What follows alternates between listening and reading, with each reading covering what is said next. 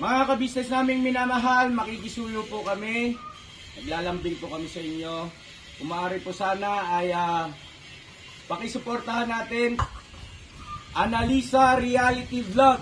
Analisa Reality Vlog.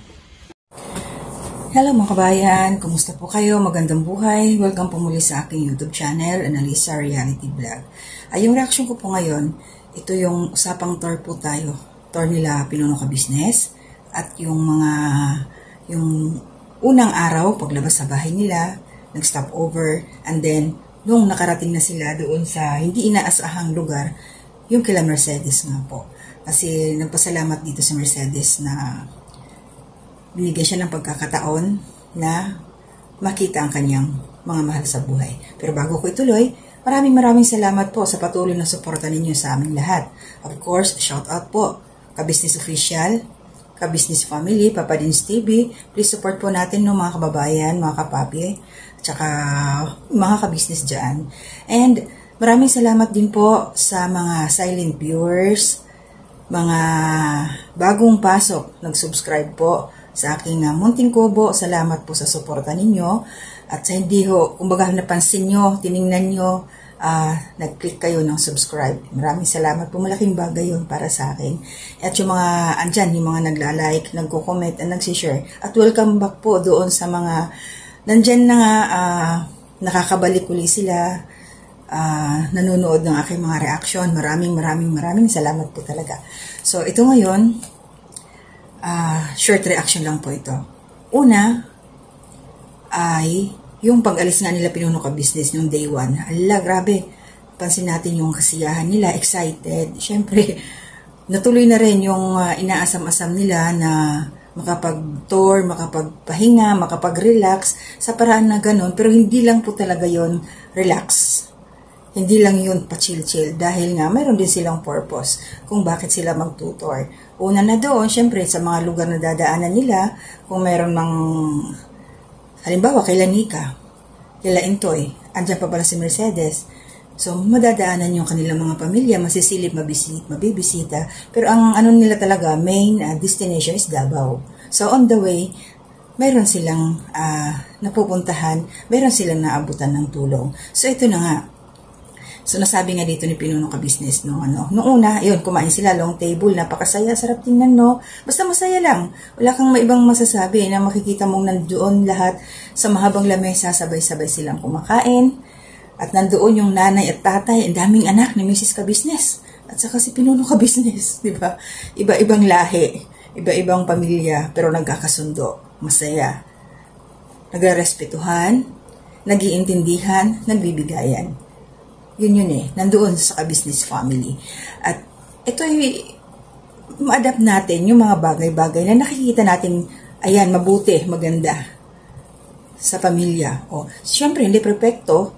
Huwag na natin kunin yung mga, ito, real talk. Kung meron man kayong nakikitang hindi maganda, hindi nyo nagustuhan, iwanan nyo na lang. Just pick up yung mga bagay na makakabuti para sa atin, na sa tingin natin mas mapapalago din ang buhay natin through doon sa mga nakikita natin sa kanila. Diba? O, yun. So, ayan, kasayahan, nagkainan na, then after kumain, back to travel na naman sila. Yung nga nabanggit dito ni Pinuno na sinabi nga ni Kagwang Burnok, nalilito kasi ako kay Kuya Buknoy. Ayan, si Kagwang Burnok, nabanggit niya doon nang malapit na sila sa Kamsoran na sinabi niyang daw, kay Pinuno na malapit na doon yung lugar nila Mercedes. Kaya dito mo talaga makikita yung pangunawa ni Pinuno Ka-Business, yung flexibility niya, yung sympathy, then basta yung pagmamahal niya sa kanyang mga kasama.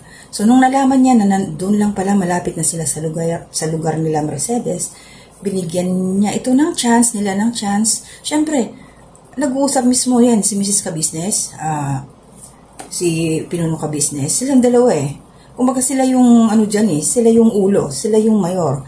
So, nagkasundo sila, siyempre, dumaan doon sa lugar nila Mercedes. So, diba?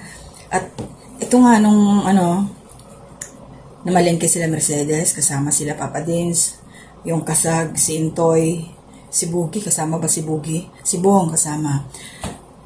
Namalengke sila para sa pang-almusal nila. And then, may nakilala pala sila doong subscriber, pero saka na yun. So, dito kay Mercedes, nung tapos na sila mamalengke, nag-park na yung sasakyan. Dito niya nilabas yung emosyon niya, pasasalamat sa ka-business family. Higit sa lahat, pinuno ka-business. Kasi nga, nahihiya siya eh. Siyempre, kumbaga, siguro isip ni Mercedes, tama sabi ni pinuno ka-business na hindi pa nag-absorb sa isip ni Mercedes na ang asawa niya ay kagwang. Kumbaga, ang privilege ng kagwang ay kasama na rin ang buong pamilya. Kaya malaking pasasalamat niya dito dahil sa loob daw ng 3 taon ay iyon lang yung time na muli niyang nabisita, nakita ang kanyang mga kapatid, yung kanyang pamilya, mga kamag-anak doon sa lugar na yon. At kahit nag-tutor sila Mrs. Ka-Business, itong Ka-Business family, nakatulong pa rin sila. Nabigay sila ng mga bigas doon. Nag-share sila ng blessing. So, di ba? Ang dami, kung baga sabihin na natin double purpose. Nabisita yung mga kamag-anak ni Mercedes, naabutan din ng blessing. Malaking bagay yung naibigay nilang bigas, ang mahal ng bigas ngayon. At yung hindi maipapalit ng doon, yung kaligayahan.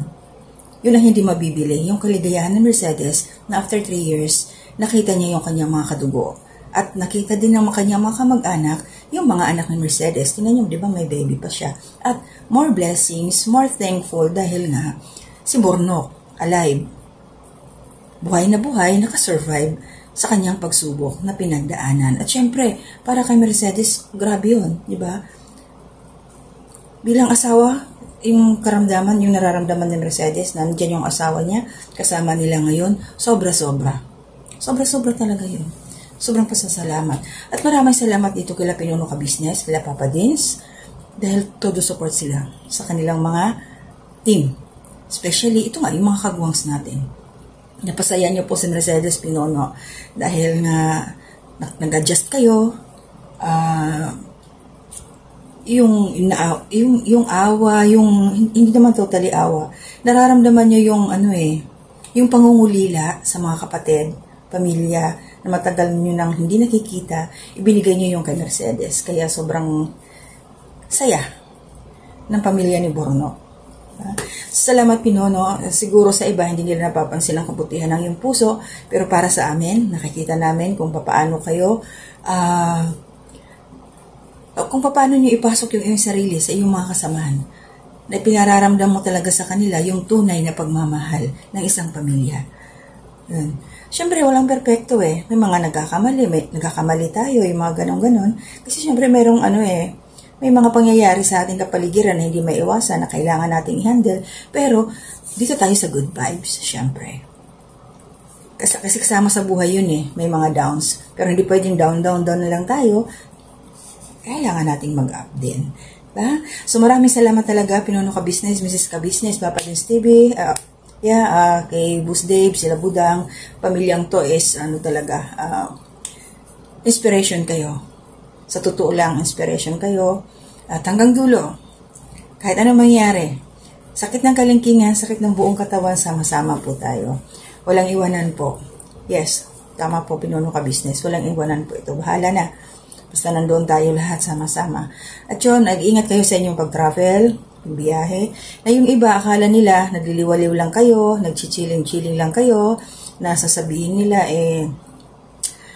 bakit pa nag-travel, hindi na lang itulong yung mga pinanggastos nila dyan sa travel na yan. Pwede namang umuwi yung mga kagwang na mamasahe sila, bumisita sa pamilya nila. So, okay lang yun, hindi nila naintindihan yung main purpose ninyo eh. Kaya nga may unity, di ba? United kayo eh. Ka-business family eh. All for one, one for all. Sama-sama. Nagbibigayan, nagtutulungan, nag-iintindihan, full force, sama-sama, sa hirap at ginhawa. Kaya nagta-travel kayo ngayon. Nandyan na yan, yung leisure, yung sama-sama kayo na andyan, sa biyahe. Nakita ko nga pala si nasingit ko lang ako si Daryl. Pagod na siya eh. Pagod na siya sa biyahe. Siyempre, ang haba ba naman ng paa eh. Siguro komportable yung paa niya doon sa loob ng sasakyan. Pero enjoy kayo ha. Experience yan, memories yan, na hindi nyo makakalimutan. Mapag-uusapan nyo yan kahit anong oras. Once na nasa Maynila na kayo, pagbalik ninyo. ang kasayahan, yung mga nangyayari. Marami pa dito. Ay, sa susunod na lang na aking mga reaction, mga napapansin kong mga good vibes dito, nakakatawa, madami po talaga. So yun na muna, no, papasalamat ako kay Pinuno dahil nga doon kay Mercedes, naiyak nga ito sa Mercedes.